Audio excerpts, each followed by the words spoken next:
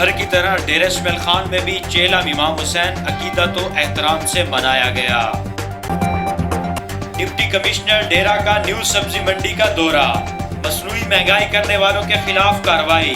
محکمہ فوڈ کا کوئی ذمہ دار افیسر منڈی میں موجود نہ ہونے پر برہمی کا اظہار۔ پہاڑپور اسکار 2 فیڈر کے صارفین بجلی کی ظالمانہ لوڈ شیڈنگ سے عاجز آ گئے۔ ہلال فوڈ اتھارٹی ڈیرہ کی ٹیم کا نیو سبزی منڈی میں کارروائی۔ السلام علیکم، اعتدال نیوز کے ساتھ میں ہوں نعمان بھٹا۔ ہیڈ لائن آپ نے ملاحظہ کی ہے، بڑھتے ہیں خبروں کی تفصیل کی جانب۔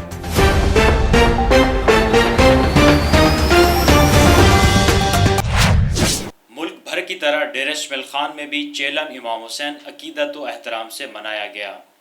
چیلم امام حسین کے موقع پر ضلع بھر میں سیکیورٹی کے فول پروف انتظامات کیے گئے۔ نماز مغربین کے بعد امام بارگاہ بمو شاہ سے علم اور ذوالجناح کا جلوس برآمد ہوا، جو کہ اپنے مقررہ راستوں سے ہوتا ہوا رات 12 بجے اختتام پذیر ہوگا۔ ڈپٹی کمشنر ڈیرہ نے آج نیو سبزی منڈی کا دورہ کیا اور بولی کی نگرانی کرتے ہوئے اپنی موجودگی میں نرخ نامہ تیار کروایا۔ منڈی میں محکمہ فوڈ کا کوئی ذمہ دار افیسر موجود نہ ہونے پر برہمی کا اظہار کیا۔ اس موقع پر ڈی سی کا کہنا تھا کہ مصنوعی مہنگائی کے خلاف سخت کارروائی کی جائے گی۔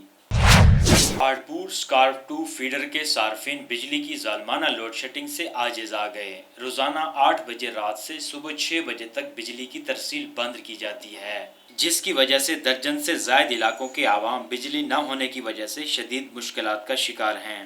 اہلیان علاقہ کا کہنا تھا کہ بجلی نہ ہونے کی وجہ سے علاقہ میں ہر طرف اندھیرا چھایا ہوا ہوتا ہے، جس سے حادثات کے ساتھ ساتھ چوری اور رہ زنی کی وارداتوں میں اضافہ ہو رہا ہے۔